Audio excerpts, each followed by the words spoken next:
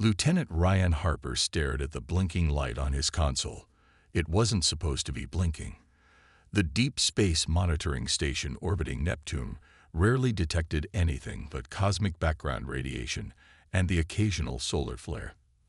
But this signal was different. Structured. Deliberate. "Captain Mills," he called, his voice cracking slightly. "I think you should see this." Captain Diane Mills drifted over in the zero-gravity environment, her expression changing as she studied the readings. "How long has it been transmitting?" 17 minutes. It started right after we adjusted the long-range scanners. She pressed the station-wide comm button. "All personnel to the command deck. This is not a drill." Within minutes, the 12 crew members of Outpost Triton gathered around the central holographic display. The signal was being translated into visual data, showing a formation of objects moving through the Kuiper Belt toward the inner solar system. "Those are ships," Dr. Eric Powell said quietly. His specialty was xenobiology, but he'd been stationed here because Earth governments wanted experts in remote places, just in case. "Those are definitely ships." The vessels were massive, with strange geometric patterns etched into their hulls. They moved with precision that defied natural orbital mechanics. "How many?" Captain Mills asked. 23 large craft, unknown number of smaller vessels," Ryan replied, his fingers flying across the controls. "Based on their trajectory and speed, they'll reach Earth orbit in approximately 2 weeks." The room fell silent. Humans had been broadcasting signals into space for over a century, but no one truly expected an answer. Now, an alien fleet was approaching, and humanity's first line of contact was a small research station with no weapons and limited communication capability. "We need to alert Earth Central Command," Mills said firmly. "Powell, Harper, analyze that signal pattern. See if there's any way to determine if it's a communication attempt. Everyone else, prepare a complete report on everything we're seeing." As the crew rushed to their tasks, Mills retreated to her private quarters. Her hands trembled slightly as she recorded her official message to Earth. "This is Captain Diane Mills of Outpost Triton. At 7:43 hours, we detected what appears to be a fleet of vessels of non-human origin entering the solar system.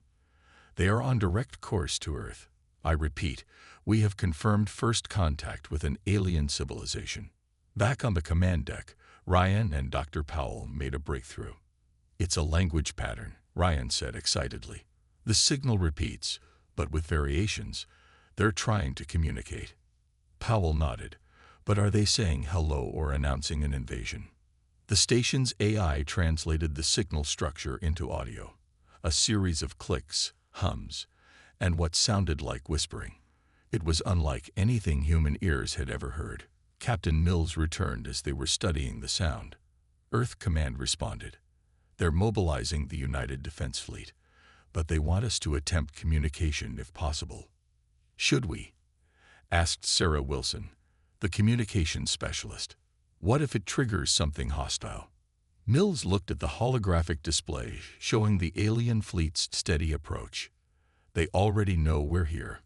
Our entire civilization's electronic signals have been broadcasting our position for decades." She straightened her shoulders. "Send a response using the same signal pattern. Basic mathematical sequences first, then our standard first contact package." As Sarah prepared the transmission, Ryan looked out the viewport at the distant stars. In 2 weeks, everything humanity thought they knew about their place in the universe would change forever. "Message away," Sarah announced.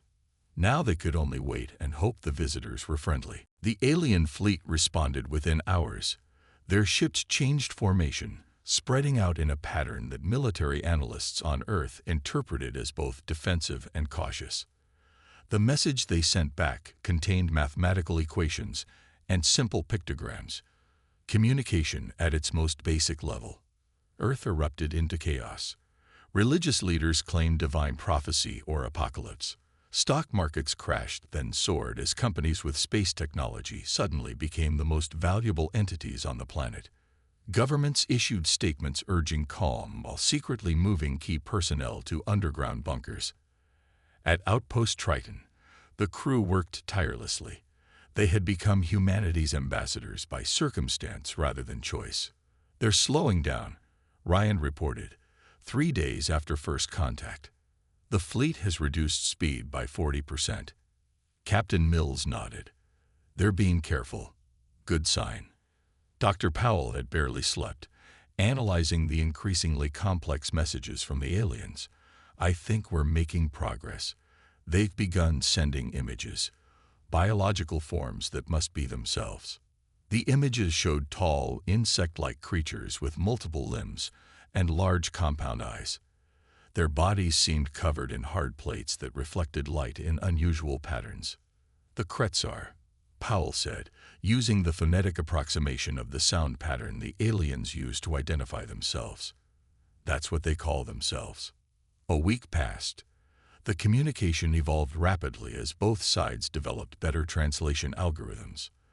The crew learned that the Kretzar were part of something they called the Protectorate, a coalition of species that maintained order in their section of the galaxy. "They say they've been observing Earth for decades," Sarah explained during a briefing. "They decided to make contact now because our technology reached some threshold they consider significant." Ryan studied the latest transmission carefully. "There's something odd about their language. The way they use certain terms. It feels like they're talking down to us." "Cultural differences," Powell suggested. "Their civilization is thousands of years old according to their messages." The Kretzar flagship sent a direct request. They wanted to meet human representatives face to face. Earth's United Council selected a delegation, scientists, diplomats, and military officers who would rendezvous with the aliens near Mars orbit. Captain Mills received new orders. "They want us to join the delegation," she told her crew. "Our expertise in Kretzar communication makes us valuable." The night before they were scheduled to depart for the rendezvous, Ryan couldn't sleep. He found Captain Mills in the observation dome, staring at the distant pinpricks of light that represented the alien fleet. "Something bothering you, Lieutenant?" she asked without turning. "I've been reviewing all communications," he said hesitantly. "There are inconsistencies in how they describe other species in the Protectorate. Sometimes they use terms that translate as partner or ally, but other times the same species are called charges or wards." Mills turned to face him. "You think they're not being truthful?" "I think."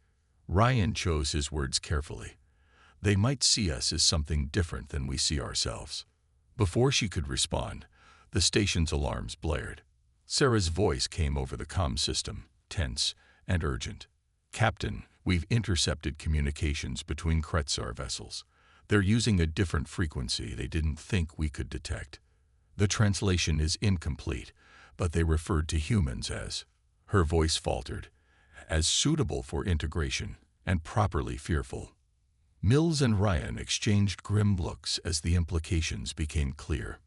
"Cancel departure preparations," Mills ordered. "We need to warn Earth. The meeting isn't what we thought it was." The true nature of first contact was about to reveal itself. Captain Mills's warning reached Earth just 12 hours before the scheduled diplomatic meeting. The United Council convened an emergency session, while military forces across the globe went on high alert. The human delegation to meet the Kretzar was quietly modified. Several diplomats were replaced with intelligence officers. "They're calling us malleable," Ryan explained to the expanded security team now stationed at Outpost Triton. He pointed to the intercepted alien communications displayed on the screen. "And here, they mentioned something about emotional leveraging of human fear responses." Colonel Ben Hayes, who had arrived with the security team, frowned. "So they've been studying our psychology." "Exactly," Dr. Powell added. "They understand that humans tend to react to threats by seeking protection. They're planning to present themselves as that protection." Sarah entered the briefing room with fresh data. "New intercepts suggest they've done this before. There are references to at least 6 other species who entered their protection and eventually became. The translation is unclear, but something like fully integrated assets. Slaves, Colonel Hayes said bluntly. They turned frightened allies into slaves. The planned Mars orbit meeting still proceeded, but now Earth forces approached with caution and hidden capabilities. 3 stealth spacecraft positioned themselves near the meeting point, undetected by the Kretzar sensors. The delegation ship, UES Harmony, broadcast its approach. Captain Mills and Ryan watched from Outpost Triton as the human representatives prepared to face the alien leaders. The Kretzar sent a small vessel to meet the Harmony. The 2 ships docked, and the first physical meeting between humans and aliens began. Live feeds showed the Kretzar in person, even taller than expected, nearly 8 feet, with chitinous bodies that clicked and scraped as they moved. Their compound eyes shifted and glittered under the lights. 6 limbs moved with unsettling precision. "Welcome, human friends," the lead alien's translation device conveyed. "We bring opportunity and protection in these dangerous stars." Ambassador Julia Carter, the head of the human delegation, responded with practiced diplomatic phrases, but the intelligence officers were scanning every movement, every nuance of the aliens' behavior. Back at Triton, Ryan noticed something in the real-time data. "Their ships are moving," he said suddenly. "The fleet is spreading out to surround Mars and establish positions that could cut off Earth." Captain Mills immediately alerted Earth Command. The response was quick and decisive. "Operation Porcupine is active." On screens across the solar system, humans watched as Ambassador Carter abruptly changed her approach mid-conversation with the Kretzar leader. "Before we proceed further," she said calmly, "I should inform you that we've decoded enough of your private communications to understand your true intentions." The alien's posture changed instantly, mandibles spreading in what human xenobiologists would later identify as an aggressive threat display. "You misunderstand," the Kretzar leader said. "We offer only protection." "Protection implies choice," Carter replied. "Your fleet movements suggest otherwise." At that moment, Earth's secret defensive network activated. Hidden platforms throughout the asteroid belt revealed themselves, targeting weapons at the Kretzar fleet. The stealth ships decloaked, their systems jamming alien communications. "Humans are indeed cautious," Carter continued. "Some might call us fearful. But that fear has driven us to prepare for threats, even ones disguised as friendship." The Kretzar delegation's translator emitted a series of rapid clicks and hums as they communicated among themselves. "You would reject our protection?" their leader finally asked. "The galaxy harbors many dangers." "We appreciate your concern," Carter said, "but we prefer to face those dangers as equals, not as integrated assets. You have 24 hours to withdraw your fleet." At Outpost Triton, the crew watched in tense silence. Earth had taken a stand, but what would happen next remained uncertain. The Kretzar had underestimated human caution. What they saw as cowardice was actually prudence, and now they would learn the difference. The Kretzar did not leave. Their ships remained in position as the 24-hour deadline approached. On Earth, civilians were evacuated to underground shelters, while military bases worldwide prepared for possible attack. The United Council debated continuously, with some members still advocating for acceptance of the aliens' terms. "They've sent a message," Sarah announced at Outpost Triton's command center. "Text only, directed to all human communication nodes." The message appeared on screens throughout the station. "Your fear makes you irrational. The Protectorate offers safety. Resistance brings consequences. You have 6 hours to reconsider."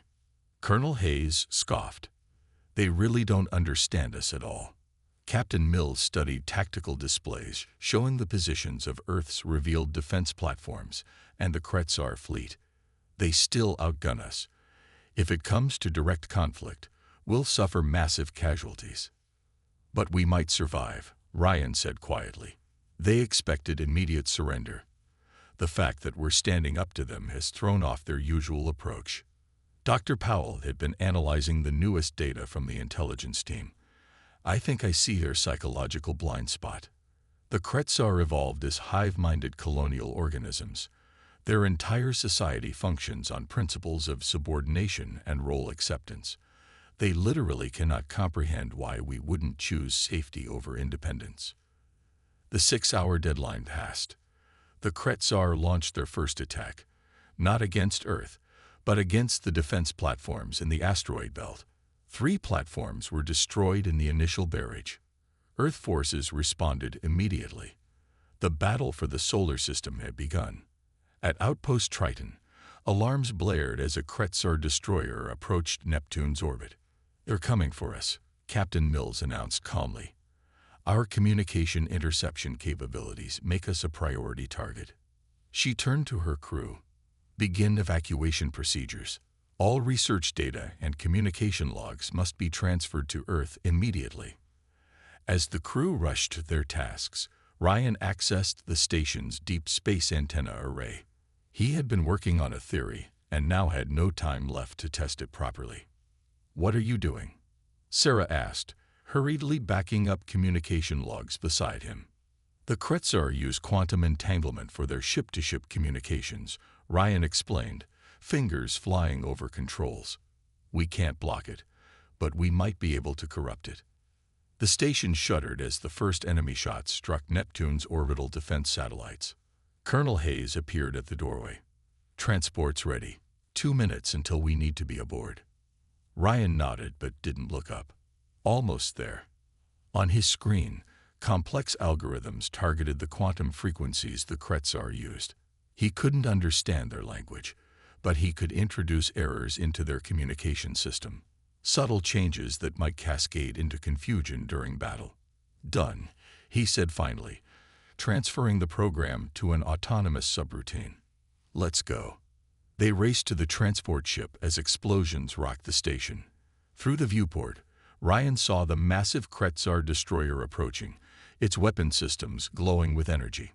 The transport detached from Outpost Triton, just as the station's main structure collapsed under enemy fire. Captain Mills piloted the small vessel away, using Neptune's strong magnetic field to mask their escape. "Did it work?" Sarah asked Ryan as they watched Outpost Triton break apart behind them. Before he could answer, they all saw it. The Kretzar destroyer suddenly fired on one of its own support ships. Then another alien vessel changed course abruptly, colliding with a third. "It worked," Ryan whispered. "They're getting corrupted orders." Captain Mills allowed herself a small smile as she set course for the emergency rendezvous point near Uranus. The battle was just beginning, but humanity had scored an important first victory. The Kretzar had dismissed humans as fearful and weak. Now they would learn what happened when those cowardly humans were backed into a corner. The war lasted 3 months. Humanity suffered heavy losses, but fought with unexpected tenacity. Ryan's communication disruption technique spread throughout Earth's defense network, becoming a key strategy. The Kretzar, confused by their inability to coordinate effectively, grew increasingly frustrated. Admiral Laura Vega, commander of Earth's combined space forces, implemented what military historians would later call the coward's gambit, a strategy that played directly into Kretzar misconceptions about humans. Earth ships would retreat from direct confrontation, appearing to flee in disarray. The Kretzar, programmed by their cultural understanding to pursue weaker species, would follow. Then the human vessels would lead them into carefully prepared ambushes, asteroid fields rigged with nuclear mines, or zones where multiple defense platforms had clear firing solutions. "We're using their prejudice against them," Admiral Vega explained during a strategy session that included the survivors from Outpost Triton. "They expect us to either surrender or fight conventionally. They don't understand that our caution, what they call cowardice, makes us think differently." Captain Mills and her crew had become valuable advisors, their first-hand experience with Kretzar communication systems proving crucial to developing countermeasures. Ryan worked directly with Earth's cybersecurity teams, expanding his quantum disruption program. "The more we study their systems," he reported, "the more we realize they've never faced sustained resistance before. Their protocols are actually quite rigid. But the advantage wasn't enough. The Kretzar still possessed superior technology and numbers. Each victory cost humanity dearly, and Earth's resources were stretching thin. Then came the Battle of Europa. A Kretzar assault force targeted Jupiter's moon, where humans had established a major research base. The defense was fierce but failing. Captain Mills, now commanding the frigate UES Defiant, received desperate calls for evacuation support. "We can't reach them in time," her navigation officer said grimly. "The Kretzar blockade is too strong." Mills studied the tactical display, noting the position of a nearby ice mining operation. A plan formed. Dangerous, potentially suicidal, but possibly their only option. "Contact the mining station," she ordered. "Tell them we need their water harvesters, their fusion drills, and every engineer they can spare. And get me Dr. Powell." 20 hours later, the UES Defiant approached Europa from beneath the moon's icy surface. Using modified mining equipment, they had literally drilled through the ice crust, navigating through the subsurface ocean. The Kretzar, focused on aerial attacks, never detected them coming. The Defiant emerged less than a kilometer from the besieged research base, immediately deploying evacuation shuttles. While Kretzar forces scrambled to respond to this unexpected approach, the human survivors boarded. "What about the research?" Dr. Powell asked as the last scientists hurried aboard. He pointed to the laboratories where breakthrough propulsion technology was being developed. "Already transferred to Earth," the lead scientist assured him. "We've been transmitting data bursts disguised as distress signals for days." The Defiant escaped the same way it had arrived, disappearing beneath Europa's ice before the Kretzar could launch an effective pursuit. Back on Earth, Admiral Vega greeted Captain Mills with unexpected news. "The Europa propulsion research was the final piece we needed. Combined with components we've salvaged from damaged Kretzar vessels, we believe we can build something that might change the course of this war." Mills looked skeptical. "A superweapon?" Admiral Vega shook her head. "Something far more ambitious. We're calling it Project Exodus." She led Mills and her senior crew to a secured underground facility where engineers worked frantically on a massive ship unlike any human vessel before. "The Kretzar think they understand human fear," Vega said quietly. "They don't realize that sometimes what looks like running away is actually the most daring plan of all." Project Exodus wasn't one ship but 5. Massive vessels designed to carry thousands of people, constructed in secret locations throughout the solar system. Their purpose was both simple and desperate: to preserve humanity if Earth fell. "We're not admitting defeat," Admiral Vega explained to the assembled commanders. "We're ensuring survival. If we stay and fight conventionally, we might all die. If we send our best people, our knowledge, our culture into deep space, humanity continues regardless of what happens here." The plan faced fierce opposition. Many called it cowardice, abandoning Earth when they should stand and fight. Others saw the strategic wisdom. The Kretzar had never faced an enemy that refused to be conquered, that would scatter rather than submit. Captain Mills was offered command of the lead ship, Exodus Prime. Ryan, Sarah, and Dr. Powell would join her crew. "This isn't retreat," Mills told her team as they reviewed the mission parameters. "We're taking the fight to places the Kretzar don't expect. Finding allies, building strength, then returning." While the Exodus ships prepared in secret, Earth forces launched increasingly bold attacks against the Kretzar fleet. These weren't meant to win the war, but to create a perception that humans were committing everything to a final desperate defense. The deception worked. The Kretzar concentrated their forces around Earth, convinced that humanity would eventually break. They never detected the massive ships preparing to slip away. 3 days before the planned departure, Ryan made a startling discovery while analyzing recent Kretzar communications. "They're receiving reinforcements," he reported to Admiral Vega and Captain Mills. "A second fleet, twice the size of what we're currently facing." He displayed the intercept data. But there's something else. References to other resistance forces beyond our solar system. Dr. Powell leaned forward, excitement in his eyes. Other species fighting the Kretzar. We're not alone. It seems that way, Ryan confirmed. And the Kretzar are concerned. They call it the spreading defiance sickness. This information changed everything. Admiral Vega immediately ordered a modification to the Exodus plan. The ships would no longer simply hide and build strength. They would actively seek these other resistance forces. The departure day arrived amid the largest battle yet. Earth forces engaged the Kretzar fleet in the orbit of Mars, drawing attention away from the departing Exodus vessels. The fighting was brutal, with heavy losses on both sides. Captain Mills stood on the bridge of Exodus Prime, watching the last passengers board. 10,000 people, scientists, engineers, soldiers, artists, teachers, children, a cross-section of humanity's best hope for the future. Final systems check complete, Sarah reported from her station. All 5 ships report ready for departure. Admiral Vega is signaling, Ryan said, his voice tight with emotion. The diversion is in place. We have our window. Mills took a deep breath, feeling the weight of history on her shoulders. Send to all Exodus vessels.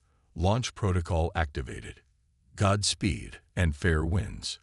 One by one, the massive ships activated their engines, hybrid systems combining human ingenuity with salvaged Kretzar technology.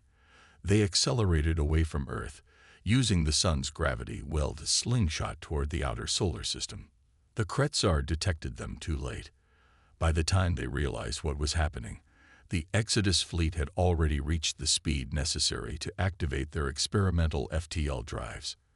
From the observation deck, Ryan watched as Earth became a small blue dot, then vanished entirely as the ship entered faster-than-light travel. Sarah stood beside him, tears streaming down her face. "We'll come back," he promised her. "This isn't an ending." Dr. Powell joined them, carrying a data tablet.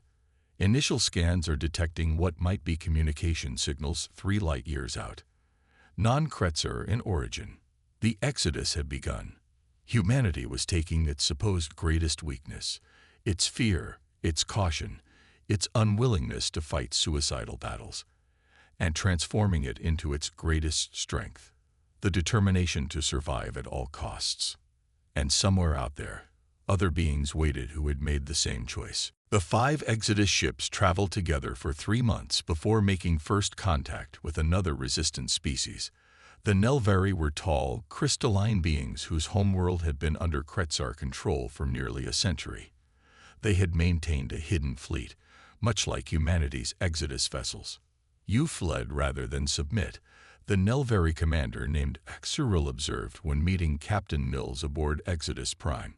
His crystalline body shimmered with blue light that humans learned signified respect. "Our histories tell that most species choose battle until extinction. Humans are adaptable," Mills explained. "We retreat when necessary to fight another day." The alliance formed quickly. The Nelvari provided star charts showing locations of other resistance forces and Kretzar weaknesses. In return, humans shared Ryan's quantum communication disruption technology, which the Nelvari had never conceived. Over the next 2 years, the growing alliance found and joined with 6 other species fighting their own shadow wars against the Kretzar. Each brought unique technologies and strategies. Each had chosen survival over glorious, futile last stands. Dr. Powell worked with alien scientists to understand Kretzar biology and psychology better than ever before.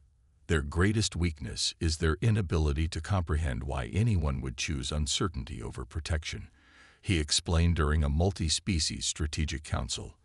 They literally cannot adapt to enemies who don't behave as expected. Ryan and Sarah developed an intelligence network that spanned dozens of star systems, intercepting and decoding Kretzar communications on an unprecedented scale. They discovered that the Protectorate was stretched thin, facing rebellions on multiple fronts. "They're calling it a cooperation crisis," Ryan reported.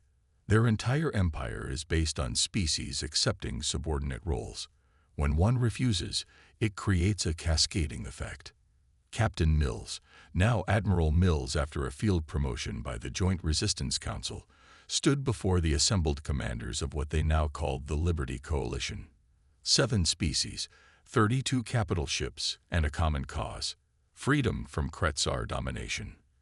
For 3 years, we've been gathering intelligence, building our forces, and strengthening our alliance, she said. Now it's time to return home. The plan they developed was audacious. Instead of attacking Kretzar strongholds directly, they would liberate subjugated worlds one by one, growing their forces with each victory. Earth would be their final objective. The campaign began with worlds on the outer edges of Kretzar territory. The coalition forces would appear suddenly, disrupt communications, liberate the planet, and disappear before significant reinforcements could arrive. With each success, more beings joined their cause.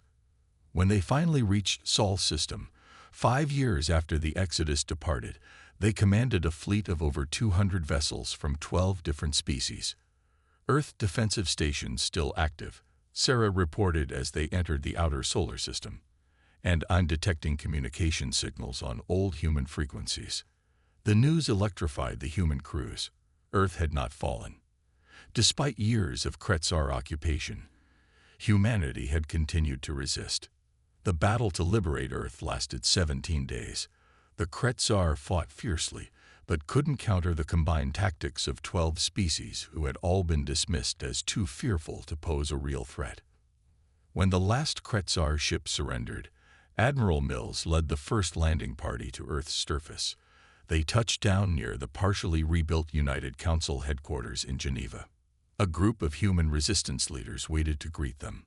Their leader, a gray-haired woman with a prominent scar across her face, stepped forward. Admiral Vega, Mills whispered in shock, recognizing her former commander despite the years of hardship evident in her appearance. "You came back," Vega said simply, her voice thick with emotion. "When you disappeared, the Kretzar told us you had abandoned Earth to save yourselves. They said it proved human cowardice." Ryan stepped forward. "And what did you tell them?" Admiral Vega smiled, the expression transforming her battle-worn face. "We told them they had fundamentally misunderstood humans, that what looks like running away is often just taking a longer path to victory." As Earth celebrated its liberation, news spread throughout the galaxy. The Kretzar Protectorate was collapsing as more species rose up against their oppressors. The empire built on exploiting fear had been defeated by those they deemed too fearful to fight. The Liberty Coalition established its headquarters on Earth. Representatives from all 12 liberated species gathered to sign a new alliance, one based on mutual respect rather than protection.